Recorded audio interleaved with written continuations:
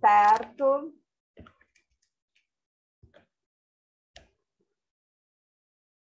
Começar. Hoje temos a Budi, Luciana. A Luciana, ela é uma queridinha, assim, bem jovem, mas ela... Eu tenho quase certeza que ela é aluna do... Ela se formou na Unicinos. Ela vai dizer, só... Mas eu tenho quase certeza que ela fez o curso de cinema lá ali na Unicinos. E ela é uma querida, assim, muito organizada, aquelas pessoas, assim. E está fazendo, eu acho que ela está fazendo uma especialização. Bom dia. E é muito legal, assim, ela já mostrou, a gente falou sobre o material que ela vai apresentar, bem legal, vocês vão poder curtir, assim. E ela, como eu falei, ela vai apresentar um material que ela fez no Aos Olhos de Ernesto, que é um filme da Ana Luísa de Azevedo, que teve bastante cenografia, cenografia bem pesada, assim, sabe? De várias construções. E vai ser bem legal para vocês verem, se ela vai poder falar mais sobre cenografia. Eu não consegui nenhum cenógrafo para vir no encontro com a gente, assim. Os Olhos de Ernesto é maravilhoso, maravilhoso. Eu adoro, assim, sempre que passa, assim, que eu posso, eu pego e vejo e sempre me emociono, assim, é muito legal. E daí mas eu não consegui, chamei chamei uma pessoa, o Rodrigo Chalaco, que é daqui de Porto Alegre, ele trabalha mais com teatro, mas é um carinha bem legal, assim. Mas ele está montando uma exposição, ele disse, Val, não vou conseguir parar para preparar um material e tal. Ele já ganhou prêmio açorianos de teatro e de cenografia, né? De cinema ele não tem muita experiência. Assim, era legal dele vir. Depois eu não consegui mais, assim. Outra pessoa que seria legal é o William, que também é diretor, que trabalha com cenografia bastante, mas ele está filmando também. Então, a cenografia vai ficar para um outro momento. Vamos fazer um curso só de cenografia, quem sabe. Daí vou ter que batalhar os cenógrafos, né? E o cenotécnico, que eu sempre trabalho, também eu quis que ele...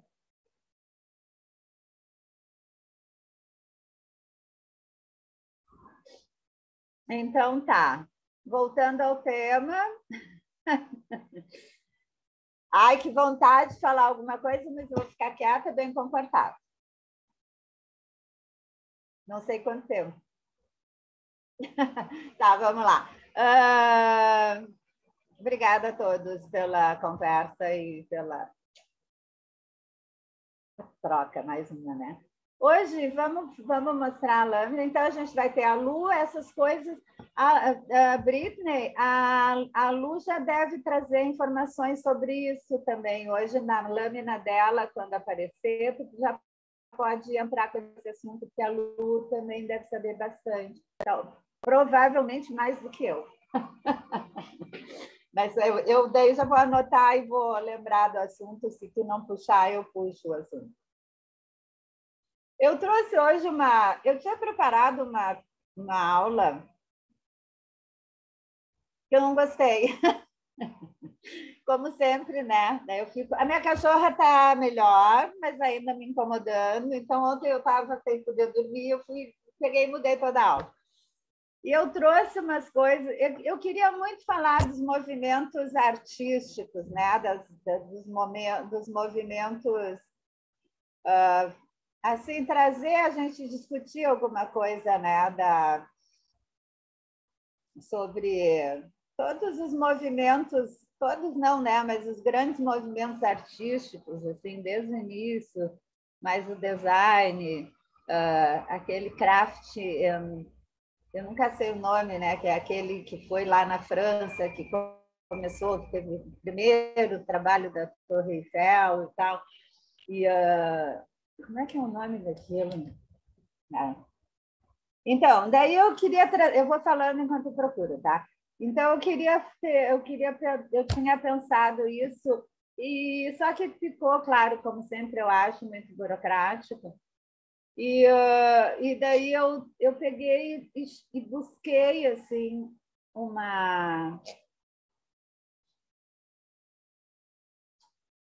busquei uma relação que era um material que eu já tinha e que o Emiliano, a gente fez um trabalho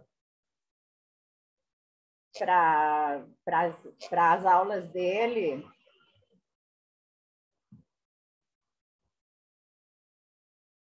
Olha, agora eu enchendo o saco de vocês porque eu não consigo achar.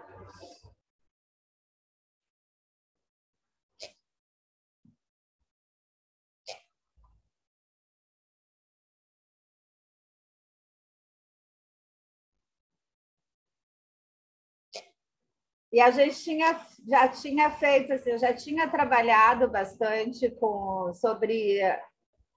Claro que no curso de design, né, a gente acaba fazendo muito essa linha do tempo, né, a história da arte, assim, arte contemporânea, arte medieval, romantismo, rococó. Então, e eu tenho essas aulas todas que são bem legais, assim. Só que eu achei que estava muito arts and craft. Senão eu não ia conseguir ir adiante, né? Arts and Craft foi um movimento inicial, assim, que é um movimento que ele começa, que teve o primeiro movimento no momento na era industrial, né? Então, onde tem a transformação, assim, né, do conforto para a situação mais, né, do conforto para o progresso, assim, aonde a gente vê esse trabalho e aonde a primeira vez começa a aparecer, foi criado um grande pavilhão para fazer essa exposição em Londres, e eles usaram a mesma técnica que depois usaram também para fazer a Torre Eiffel, assim, né? Não foi depois, foi antes. Então, e aí eu estava nessa, né, de fazer, eu achei muito burocrático, eu digo, eu não sei se eles vão gostar disso, até se vocês quiserem, o que vocês quiserem de material, assim, reunido, fauvismo, cubismo. Eu sei que tem tudo na internet, mas eu tenho um material bem interessante, eu posso compartilhar se alguém quiser. Eu queria trabalhar sobre cubismo, não sei o que, eu tenho algum material que eu posso disponibilizar. Daí eu peguei, montei com essa aula de hoje, que provavelmente vai precisar ir até amanhã, que fala dos movimentos, assim, né, desses movimentos artísticos, e a gente linkou, eu digo porque foi o Emiliano e eu que a gente acabou fazendo isso, e aí a gente junta, tem bastante material na internet, tá? E a gente faz uma relação com o cinema. Acho que fica mais legal. Se não gostarem, pode dizer, não tem problema. Eu vou para o cantinho, choro e volto, mas volto bem linda, tá? Vamos lá, pode passar. Então, é o cinema e os movimentos artísticos, né? Criativa, pessoa! Vamos lá. Né? Então, a gente começa sobre a arte rupestre, né? Que é uma coisa muito interessante. A gente observar essa arte rupestre, a capacidade que aquele homem, né, que desenhou aquele animal naquele momento, trazer tanto detalhe e tanto movimento eu sempre, foi uma coisa que sempre me impressionou muito, né? As imagens que são da primeira, que é lá de Lascaux, que é né, uma cidade que daí tem a caverna de Lascaux, que é na França, ela foi a primeira a ser. Depois tem aquela que eu nunca, Chavocha, não sei o quê, que tem até o filme do Wim Wenders, né? É de um dos alemão. Não sei se é o Wim Wenders ou o Herzog. Não, Herzog não, né? O Wim Wenders. E aí ela tem muito movimento, aquela arte. E também vocês devem saber, mas para quem não sabe, que não tem né, que tem uma análise que aquelas imagens o homem primitivo fazia porque ele acreditava que ele desenhando aqueles animais, aquela energia daquele desenho ia vir para ele ia ter a força né, de um bisão, de um animal de poder, e aquela energia que estava na parede. E vocês imaginem esses desenhos numa parede toda irregular, com a luz do fogo iluminando. Vocês imaginem o movimento. Ontem a gente falou, né, sobre foi o Carlos, né, de não ver coisas, ou de olhar as nuvens e imaginar coisas. Vocês imaginem essa cena, se transportem lá para aquela caverna, para aquele escuro, para aquela parede, aquele fogo e aquela imagem. Olha o que aquela imagem se movimenta. Olha o que aquele animal está fazendo. É muito louco, né? Eu adoro. Então, é fácil, né, enxergar alguns. Aí, olha que maravilha, né? Olha, é uma perfeição do desenho. Agora, imagine se essa parede, ela ser, entende, iluminada por uma fogueira, a intensidade de movimento que certamente essa parede não, essa figura não trazia para ele, né? Imagina, Karen, tudo certo. E então eu acho muito legal assim a gente pensar e já pensar nisso. Cala a boca, passarinho. Estou na aula. Passarinho, cala a boca. Vamos lá. Então a gente foi nessa lógica de pensar algumas coisas assim que trazem alguns movimentos de artísticos que são bem legais. Assim, pode passar. Olha que lindo. Eu sempre, claro, a gente vê a imagem assim fixa, mas eu sempre, né, aquilo que eu sempre digo, é muito, né? Mas normalmente quando eu vejo essas imagens, eu penso nessa cena,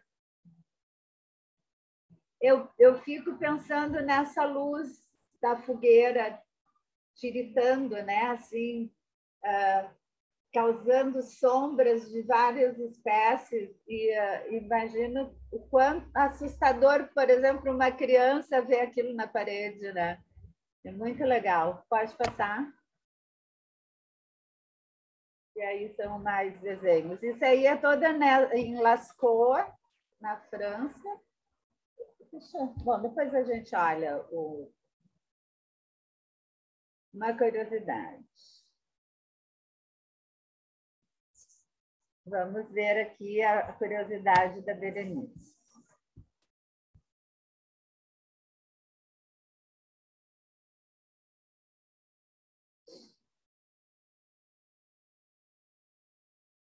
Olha que interessante.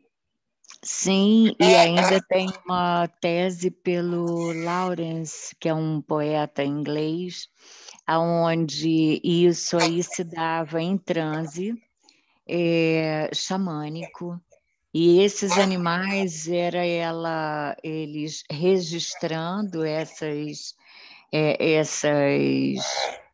xamãs, né, essas líderes religiosas, é, registrando o contato delas com a divindade.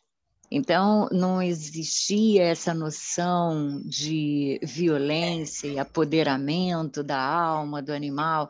Isso é depois que vai acontecer, e nesse início é esse vislumbre do poder da criação, do poder da terra, de gerar esses animais, eles são observados com fascínio, por isso essa tradução tão forte, né, da realidade, tão realista, porque é um fascínio como eles geram outros seres, como tudo aquilo acontece, eles se organizam, eles andam juntos. Então é quase uma aula e uma comunicação com o divino. Então, esse poeta, ele escreve que são deuses, né, despreocupados, né, são deuses que vão abençoar com abundância, com a fortuna, com a luz do sol, com tudo isso, com esses seres, o ensino do homem, né, em ser esse ser que ele é, né, em alcançar também essa soberania, essa força, toda essa velocidade, toda essa organização. É muito legal. São outras teses, e as mãozinhas são pequenas. Então, as pessoas pensavam que eles eram pigmeus, pequenos, e não. Tem essa tese de que já ensinavam crianças e eram mulheres, as grandes xamãs no fundo da caverna, né? Que máximo. Mas quando tu fala, Magda, tu diz só depois, né, que veio a tese de que os homens desenhariam para assumir a força daquele animal desenhado. Sim, porque quando essas cavernas e esses restos são descobertos, também é descoberto escavações da Grécia, aonde tem uma arte muito mais elaborada. Igual aqui no Brasil, os marajoaras têm uma arte muito mais elaborada que os demais indígenas. Então, eles atribuíam a essa descoberta a um homem muito primitivo, a uma sub-raça, um sub-humano. Então, foi visto com muito preconceito, como um povo de bruxaria, de violência, pequenininhos e tal. E à medida que outras descobertas foram acontecendo, existem tribos na África que ainda guardam essa capacidade de fazer essa pintura que está aí reproduzida. Eles estão sendo dizimados, né, expulsos do lugar deles.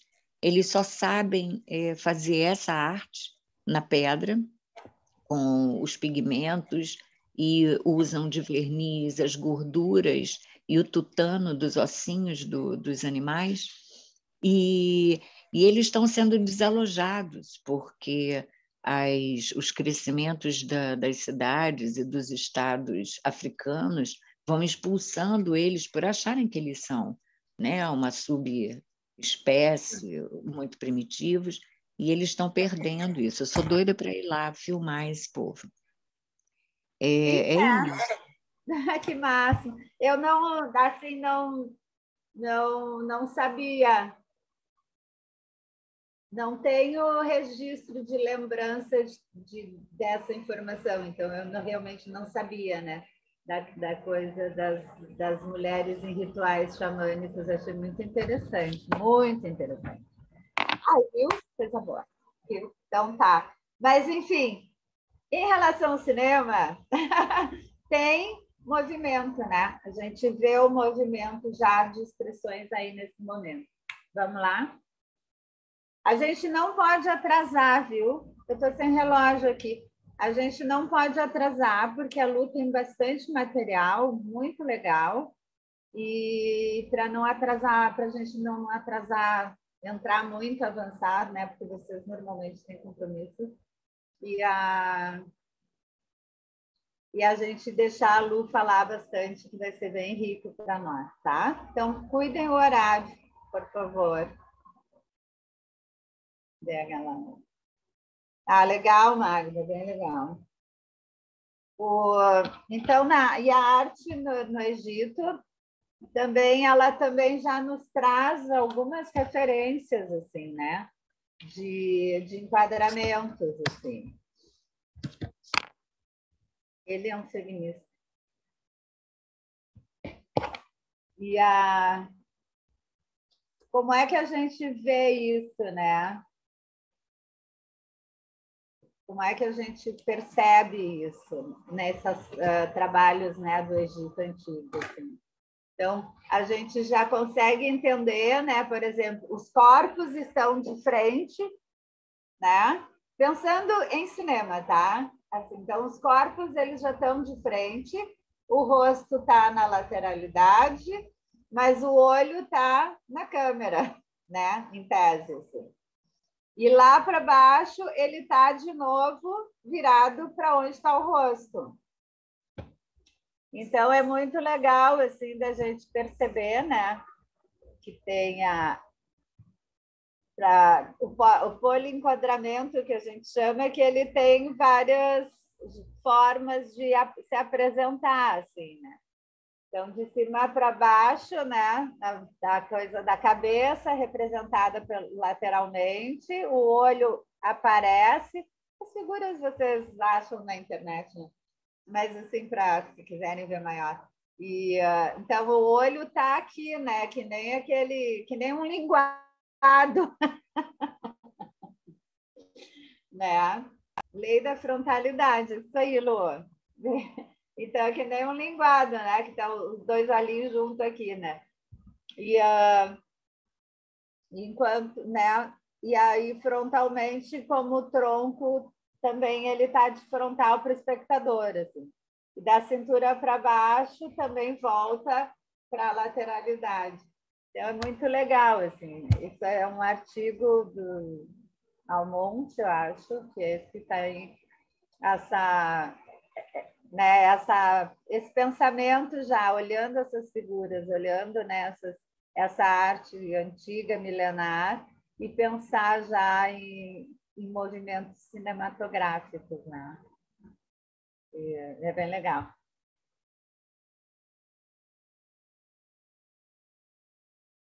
Pode passar. Olha que lindo. Eu tenho um que está com o vidro quebrado. Eu tenho um papiro desse, uma reprodução, óbvio, né?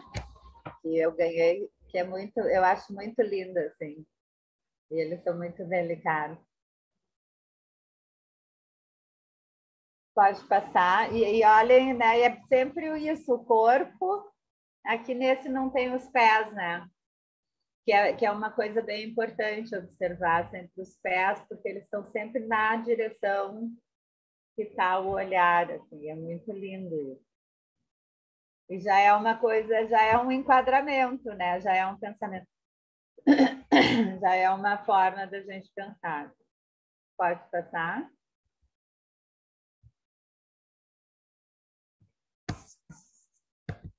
Então, daí o cinema. Ah, isso aqui, Britney, eu me lembrei de vocês.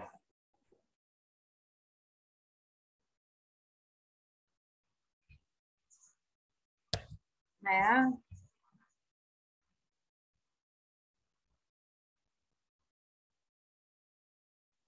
Sim, maravilhoso. Não, Britney, eu me lembrei quando escrevi isso aqui, que a gente, numa das primeiras, né, numa dessas nossas conversas, nossos encontros, a gente falou sobre, eu acho que tu trouxe a questão, né, do tridimensional. E na hora veio outro assunto, mas uma coisa que também é legal da gente se dar conta quando vai montar um cenário, quando vai montar, né, assim, fazer esse pensamento do movimento, tu que vai dirigir, né? tu está escrevendo e tu vai dirigir o teu filme, enfim, ou uma outra obra, né? E assim, a gente faz, né, cinema como se fosse tridimensional. Mas o cinema, ele é bidimensional, né? Porque depois, quando vai para a tela, ele, em tese, né, teria profundidade, tudo aquilo, né, que a gente trabalha, não porque tem profundidade, não sei o quê, é o cinema, ele é também bidimensional. Então, olha, é muito interessante a gente fazer esse pensamento, sabe? E esse entendimento também. Porque tu pega uma obra que é no papel, plano, dimensional, né? Ali. Daí tu vai para a tua cabeça e também tu faz todo um pensamento e começa a dar volumetria nele, né? Tu começa a ter uma visão tridimensional da coisa. E tu consegue, daí tu vê as distâncias e tal. Depois tu vai filmar, a gente vê, a gente olha pelo display, pelo monitor, ela tá ali chapada, igual uma fotografia, com movimento. Então é interessante também isso, né? Que a gente sempre pensa nas profundidades e tal. E uma coisa que vocês certamente vão escutar muito, assim, os layers, né? Que na verdade o que são os layers? Eu quero que tenha vários layers. Na verdade, que é várias camadas, muitas profundidades. Então, várias camadas seria daqui para lá, a câmera lá, eu aqui, uma porta aqui, uma planta lá no fundo e uma janela mais ao fundo ainda, né? Então, é quando a gente faz esse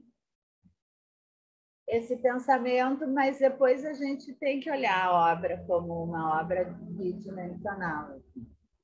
Então, é mais... Você procura isso um pouco na fotografia, né, Val? Que ela esteja tridimensional ali através dos pontos de fuga, da perspectiva, né? É uma busca muito constante. Eu vejo que se evita muito no cinema atual fazer um plano sem esses layers que tu fala, né? Mais chapado.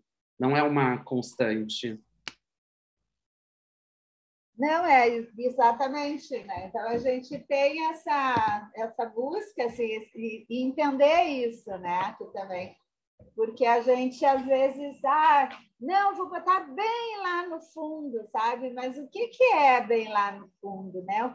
O que vai ser construído lá quando tiver nessa tela plana do cinema, né? O lá no fundo. É engraçado ver essa imagem desse pôster que tu escolheu, né, que tu vê a dimensional, né, mas tu vê a tridimensionalidade, e na figura anterior das pinturas egípcias, tu não tem a sensação de tridimensionalidade nenhuma, né? Não tem profundidade zero na outra. Pode voltar um pouquinho, José, por favor? Ali, ó. Eles estão encostados na parede, né? Tu olha... Não, eles estão tudo encostados na parede. E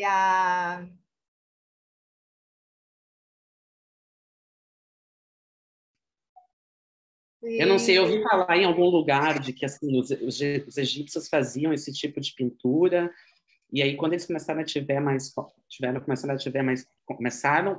contato com os gregos, que tinham um conhecimento maior de matemática, etc, etc, etc, que a arte foi se aprimorando nesse sentido de dar profundidade, né, com as esculturas gregas que buscavam esse corpo humano, e aí quando alcançaram o corpo humano, que viram que aquilo não causava um impacto, e aí por isso que tem essas proporções que são sobre-humanas, né? O peito é muito grande, é impossível alguém ter um peito daquele tamanho, e quadril desse tamanho. e aí é uma coisa, é uma imagem que tu olha e parece super realista, mas quando na verdade as proporções não são. E eu sempre fico pensando isso, trabalhando na caracterização, quando a gente ou pensando em cirurgias plásticas, eu sempre tenho um caminho meu que me leva um pouco a acreditar que nós humanos temos uma busca por um endeusamento dos nossos corpos, em buscar essas formas irreais. E a cirurgia plástica faz muito isso, né? Mulheres que botam próteses de silicone, aumentando o peito, homens que botam próteses de silicone para se mostrarem mais musculosos. É a busca de uma forma não humana, natural, né? Sim, sim, com certeza. E muito em cima dos estereótipos, né? Muito em cima né, de imagens que, enfim, não são pode até existir, mas não né, a normalidade, vamos dizer assim. A Luísa, ela traz a informação, né, que a tridimensionalidade é um conceito relativamente recente na humanidade, começou no Renascimento. A Berenice traz que no Renascimento surge a perspectiva.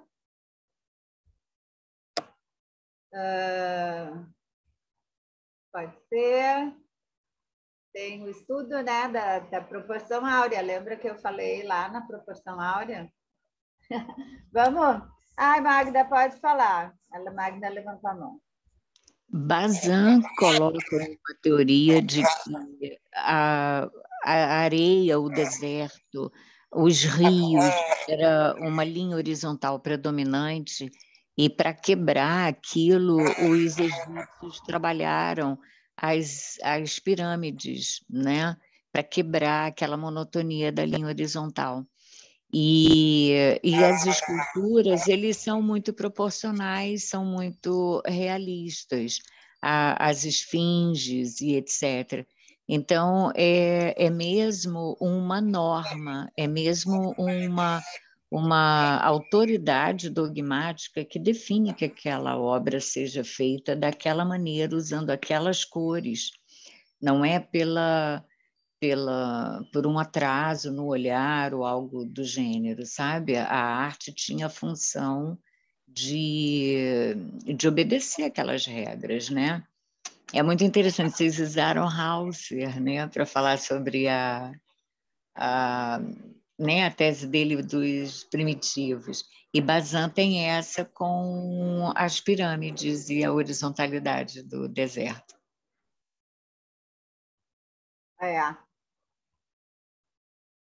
Legal, vamos lá. Bom, vamos seguir adiante, porque deixa eu dar uma espiada, vão ser 10 horas, ó. Vamos lá. Então, né? Cinema, arte também expressiva e também bidimensional, né? Ai, a Magda tem uma voz, assim, que é uma delícia. Não, duas pessoas com voz muito linda, que é o José, que tem essa voz também, linda, que daí o José é nosso Deus, né? José é nosso Deus. E a Magda tem uma voz linda também. E também para mim, né? Assim, eu, Valéria, adoro esse jeito de falar, que também é um sotaque bem diferente do meu, assim, do que eu estou mais acostumada a escutar. É uma delícia te ouvir, Magda. Não só no conteúdo, tá?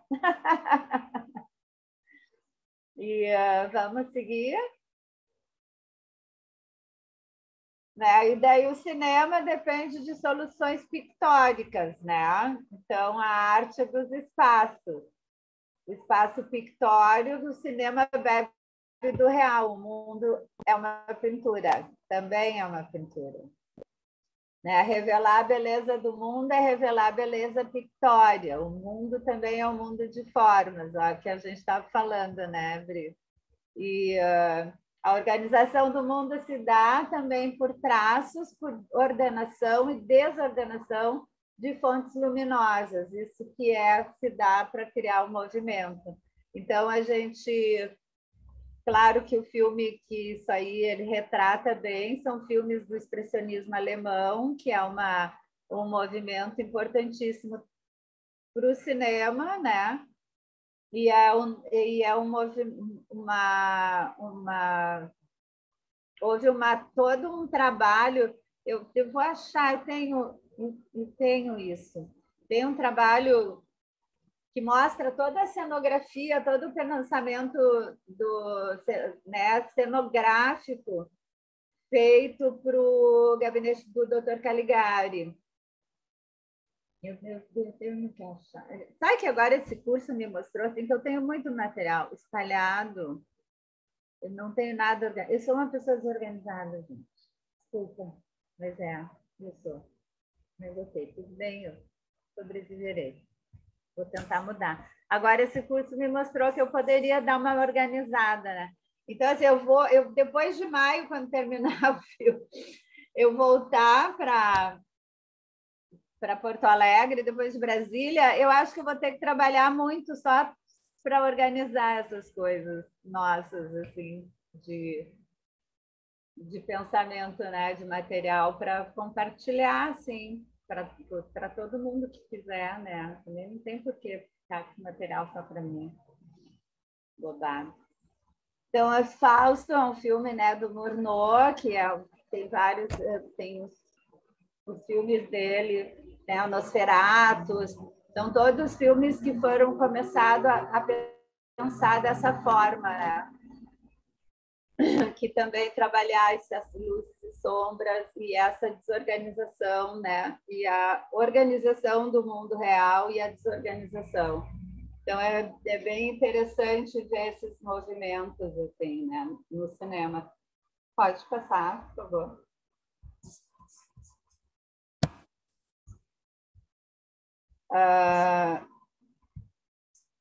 Então, o espaço arquitetônico, como construção em função de relações de corpos, objetos e informações. Espaço como suporte para fronteiras, né? Daí aquilo a gente já falou lá nas linhas, né? Que também é horizontal e vertical, assim, né? Que também é uma forma da gente, nessa construção, nessa organização do pensamento cenográfico, assim, né? Ou na construção de... Porque o cenográfico, quando a gente fala, né, ele nem sempre, não é nem sempre, não é obrigatório a gente ir construir um grande cenário, né? O cenográfico é transformar uma locação, por exemplo, né? Você tem uma locação pronta e que precisa, né, de alguma coisa diferente. Por exemplo, lá no Raia 4, eu vou pedir para o Emiliano separar aquela cena da porta. O apartamento tinha uma porta que, aonde ela estava, não nos servia. Ela era ruim. E aí, o que a gente... E tinha, para entrar nesse quarto que a gente precisava para fazer essa cena, tinha, como era uma suíte, tinha um corredorzinho. Daí, o que a gente pensou? Eu trouxe a porta para o final desse corredorzinho. E daí a gente fez uma porta e colocou ali onde a câmera, de dentro do closet da suíte, a gente conseguiu fazer a cena como ele tinha imaginado. Assim.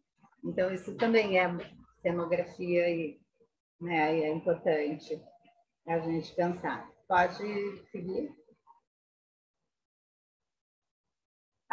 No espaço fílmico, né, nem pictório, nem arquitetônico, mas das interações, às vezes imponderáveis, a diegese, né, que é o ato de narrar ou descrever uma história. Espaço do movimento, das relações espaciais entre coisas e seres. Isso é da direção, né?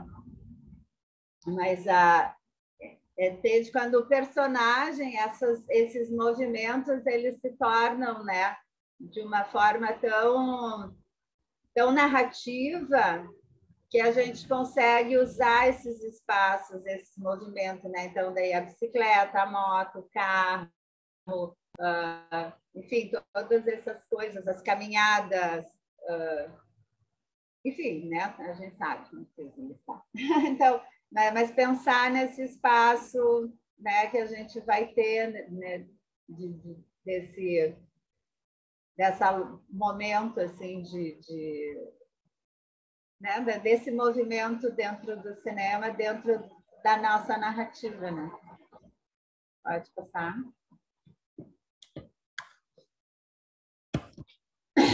O impressionismo e os primeiros cinemas, né? Então, em 1874, Monet, Degas, Pissarro, Cézanne, entre outros, né? Rejeição do establishment, né? E do monopólio das exposições. Traços inacabados tentavam dar conta mais das sensações e climas dos espaços urbanos e burgueses na maioria, captar a impressão visual da cena, o que o olho via, não o que o artista sabia que estava lá, né?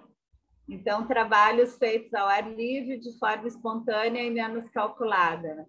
Então, isso também é eu acho que é uma transformação bem importante, porque ela traz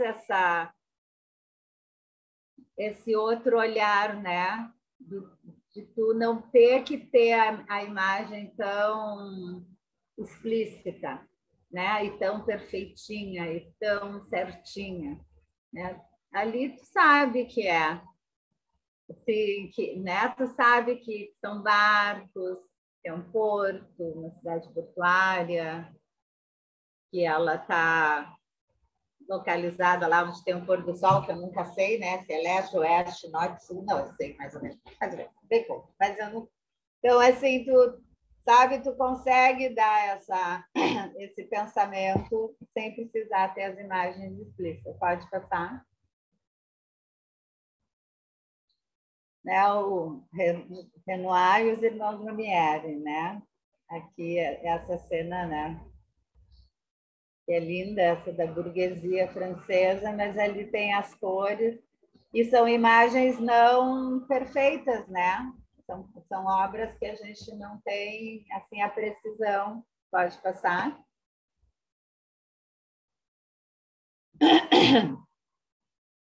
O cinema impressionista dos irmãos Lumière é a recriação, mesmo que documental, da atmosfera de uma época, né? Então, eu acho que eles têm isso, né? Da coisa da... Também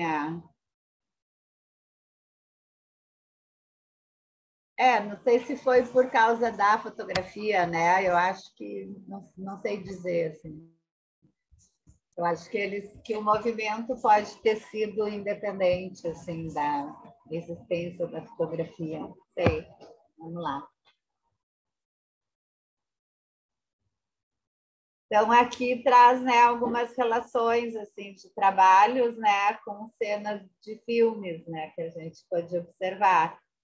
Então, na estação lá de Monet e a chegada do trem dos irmãos Lumière, né? É uma reprodução, né, fílmica daquele quadro, né? Daquele momento, daquela expressão mesmo, assim, né? E depois tem os jogadores de carta, né? De Cézanne, e o jogo de carta dos irmãos Lumière, né? E o outro, ela também, a cena da estação, a chegada do trem, eu não botei ali. Não, mas assim. Então, a gente tem essa... Só um pouquinho. José, a Lu está pedindo o link da aula. Tá, que ela não tem. Olha, já está ansiosa, querida. Tadinha. Tô mandando para ela já, Val. Tá. Ai, ai. Então, essa relação, né? Do cinema e das obras, né? Pode passar.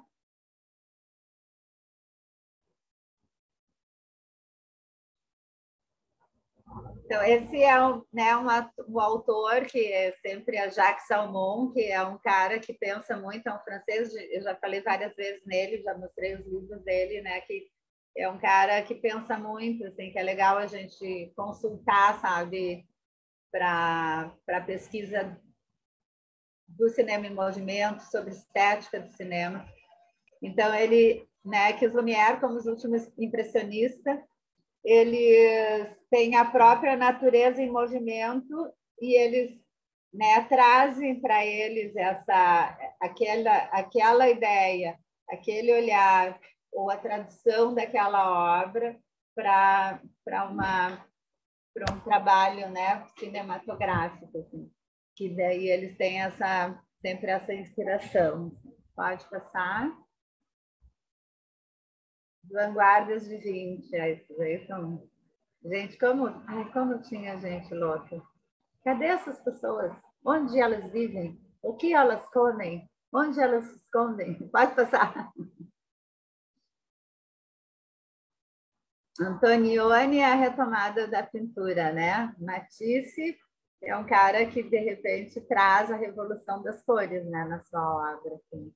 Então, é muito louco. Assim. O modernismo dos anos 60 foi um momento em que o cinema esteve, se não mais próximo da pintura, mas mais preocupado em incorporar até mesmo seus valores mais específicos, a cor, a pincelada, a matéria. Né? O Deserto Vermelho, de Antonioni, que é... Vocês já devem ter visto obras de Antonioni, mas, enfim, ele tem... Eu conheci o Antonioni em Gramado, gente, quase morri. Estive assim, do ladinho dele. Não tem foto, claro, né? Mas ele foi homenageado em Gramado, sei eu, nos anos 80, mas era mesmo. Conheci ele. Tive a oportunidade de sentar numa mesa onde ele estava. Coisa, né, que o trabalho da gente nos oferece e a gente tem que aproveitar. Então, ele tem, né, ele reproduz, né, no Deserto Vermelho, ele reproduz muito essa obra do Matisse, assim, né? Que é muito legal. Ai, não me lembro, não sei se ele morreu no mesmo dia do Bergman, pode ser que sim. O Deserto Vermelho, né, é uma obra fauvista, que é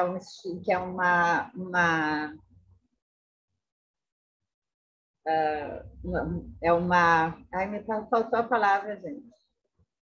Me ajudem. E agora eu estou preocupada com a luz, agora já me falta, perdi a linha do... É um movimento artístico, né, alfavista, o estilo estético do início do século XX, caracterizado pelo uso exacerbado de cores fortes e pelo teor dramático das obras. Esse nome, ele vem... vocês devem saber por quê, né? De selvagem. Exato, isso. Eles foram muito... os críticos, né, disseram que eram obras muito selvagens. Então, daí veio essa palavra fauve, né? É fauve, né? E daí ficou esse fauve, uma coisa assim. Tá? Vamos lá? Esse cara, Stanley Brackhead, é um americano, estadunidense, que já faleceu, completamente pirado. Completamente pirado. Olha, tem na internet os trabalhos dele. Ele era assim, ele fazia filmes incríveis, assim, só com recortes e com colagens de imagens. Mas de uma intensidade e de uma linguagem assim impressionante. E ele trabalhava, ele tinha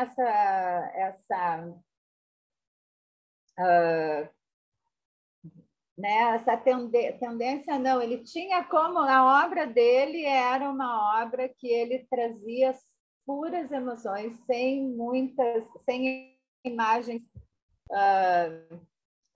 concretas, assim, sem as nossas formas, né, como a gente está acostumada a ter, assim, a pensar. E ele trabalhava, e é muito louco isso, porque ele trabalha muito essa expressão, assim, sabe? Ele tinha uma capacidade de traduzir em formas não narrativas, sabe? Formas não narrativas, assim, que ele trabalhava, e ele conta histórias, né, dentro dos trabalhos dele. Então, é muito interessante, assim, a gente ver. Ele tem uma série que ela é muito, muito pesada, porque ele trabalha com corpos humanos, assim, e ele faz é uma trilogia. Não sei se eu botei na lâmina, eu não me lembro. Val, são 10h15 já. Ah, tá. Só terminar aqui com ele. E ele fazia isso, assim, sabe? Ele tinha uma capacidade de fazer essa tradução, assim, da não forma, da imagem, sabe? Não entendida como real, fazer em realidade, contar uma história. Assim. É muito legal a gente conhecer esse trabalho dele e pensar assim, né? Como a gente pode, né? Como está escrito ali, né? O cinema de visão pura, assim, que não é por aí, né? E pode passar. E daí tem essa frase dele, assim, né? Que ver é fixar, contemplar. A eliminação de todo medo está na visão que deve ser o alvo. Alguma vez a visão deve ter sido um dom, aquela visão que parece inerente ao olho da criança, um olho que reflete a perda da inocência, né? A perda da inocência da forma mais eloquente do que qualquer outra característica humana. Um olho que, desde cedo, aprende a classificar percepções. Um olho que espelha o movimento do indivíduo em direção à morte pela sua crescente incapacidade de ver. Gente, né? É sobre isso. É sobre isso que a gente tem que pensar. Vamos fazer nosso cafezinho, eu tenho que dar remédio para minha cã. E vamos voltar com a Lu, querida, maravilhosa.